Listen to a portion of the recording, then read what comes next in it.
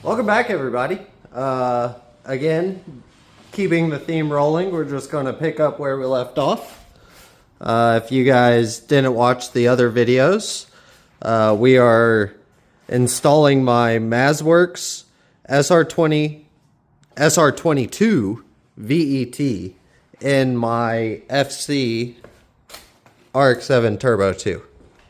Turbo 2's got a lot of things. Big brake kit, stance inverted monotube coilovers, full parts by Max rear end. Let's see if we can't turn this on.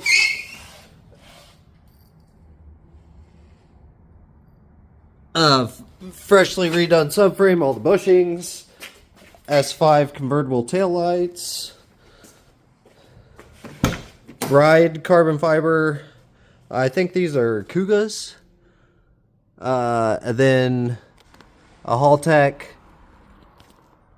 IQ3 digital display, CD009 transmission with an excessive shifter, and a Haltech 1000 down there, Elite. Got E85 surge tank, battery back there. It's the whole 9 yards. In today's video, we've got a lot of fabrication to do. As you can see, we got the fully finished or fully rebuilt V-mount setup that I did in last video. So if you guys didn't see that, go check it out. It's pretty cool. So we've got to finish all the piping. So I've got the cold side to do, the hot side, and the charge pipe for the filter. This is our components. I've got 2.75 for the cold side, 2.5 for the hot side, and then the only thing I'm reusing is 3-inch because I didn't need much and really can't see it. I don't know. I'm running out of money. This shit costs a lot. Speaking of, $250 because I know the difference between a knockoff and not. If you guys don't, the Chinese don't chamfer right here. You know, the $40 ones on eBay that say tile, but they're really not because tile doesn't sell blow-off valves for $40. But these are square, the edges, and a real tile. And this is looks shiny like stainless, where a real tile is black. But yeah, stupid things. I know the difference, so I can't do it. If I'm going to buy a cheap blow-off valve, I'll buy a cheap blow-off valve. I'm not going to buy a knockoff. But anyway, well, I think we're going to have to do some YouTube magic on this one. Okay. Just like that with some YouTube magic, we've got all the intercooler piping tacked. You can see this is the most chaotic one, but that's because I had to pull from scrap. That was literally, let's see, what do I have left? This piece. It's all I have left from all my scrap. You can also see this, which looks like a piece, which it was that side. And I was doing 12-degree angles, and that's just too much. And I had to go back, so that was up, and then down, and then up, and then down. Didn't like that. Didn't have a smooth roll to it. So all these are 8 degrees, which looks way sharper.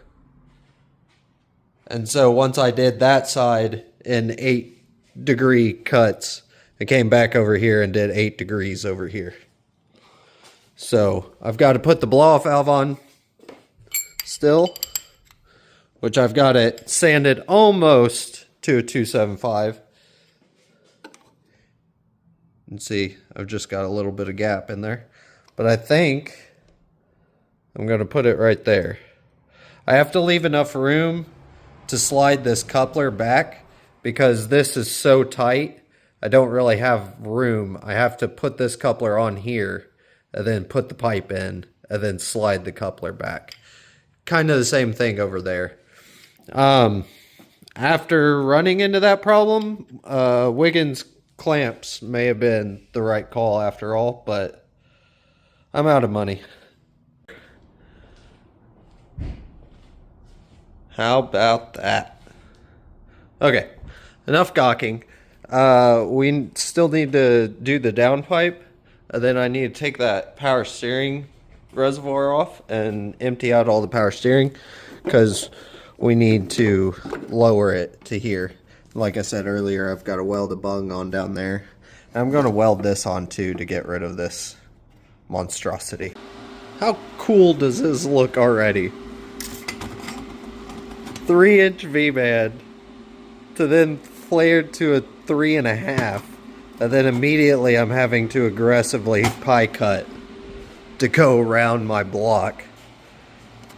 It's wanting to hit right here, so I think I've got the clearance, but probably by like 1/4 of an inch. Not very much, but I was about to put it back in the car. I was like, I need to show this. This thing looks too cool.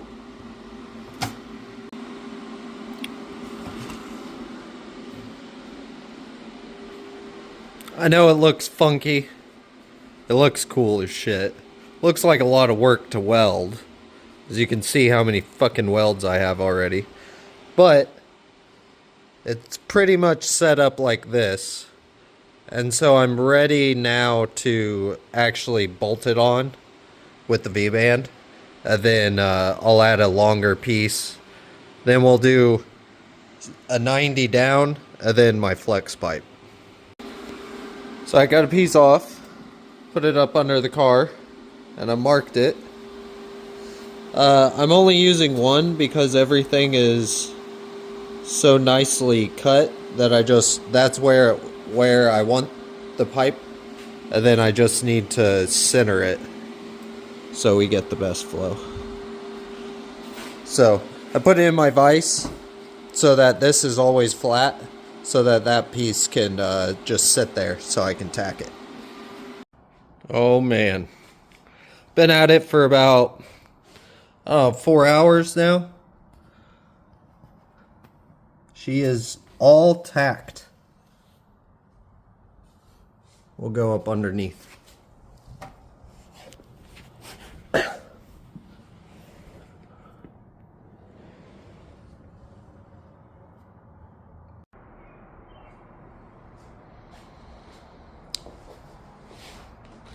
There is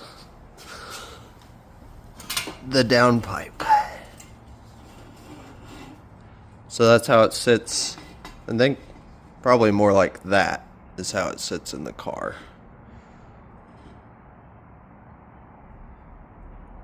It's fucking huge. We've got just a couple. I had to do the aggressive pie cut, which is 12 degrees up here, to miss that block. But all the rest is 8 degrees, which looks a lot smoother. You can see how that radius looks a lot better than this radius. You can see when I transitioned to 8 degrees, but really happy with this thing. It's 2 foot of pipe because I used every bit. I think all I have is little pieces like this left, and I only have like 2. There's these 2, and there's a piece I miscut. Yeah, that.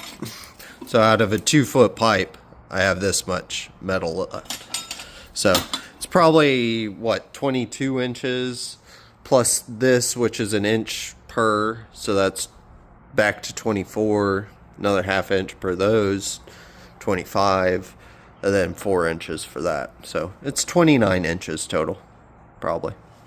Not that any of that matters. Anyway, I think I'll put my O2 bung in the middle of this pipe right there. That way it's up and down quite a bit away from the heat coming right off the turbo. But there it is.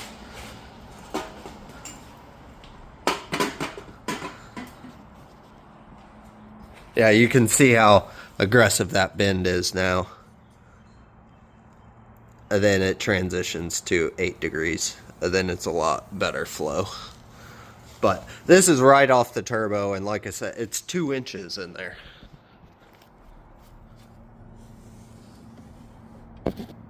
See, the wheel is tiny in there. So it already goes from 2 inches to 3 inches, and then I go to 3.5. So there shouldn't be any back pressure due to that aggressive angle. But this is probably one of the coolest downpipes I've made. Quite a bit of welds in it. So it will take me probably 3, maybe 4 hours to weld that whole thing.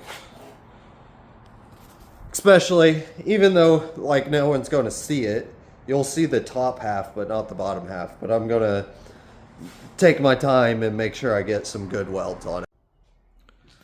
Drained the power steering, cleaned that out as much as I could. Of course, it's not crackling right now, but like I said, I welded the dash 6 on there. So before it kind of had this fitting that then reduced it for that. You can see where all that was stupid. I don't know why I didn't weld it to begin with, but that's welded now. And then this, as power steering goes everywhere. Thankfully that's not still hot. I mean, I'm sure it's hot a little bit, but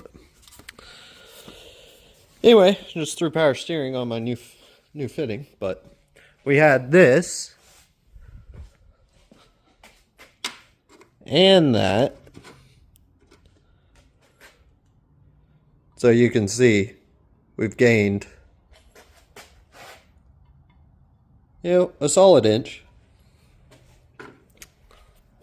And an inch goes a long way, So I actually put the power steering back.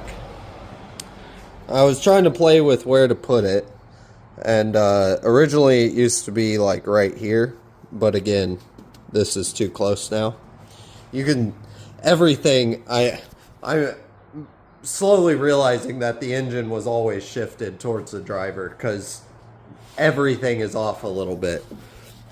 So my thermostat housing used to bolt in that tab, where now if I would put it in that tab, it's actually hitting my power steering feed line. So I'm going to have to redo that bracket, which is just a 90. It's not a big deal. And then even over here, my VVL feed, I have it externally fed from my oil filter housing.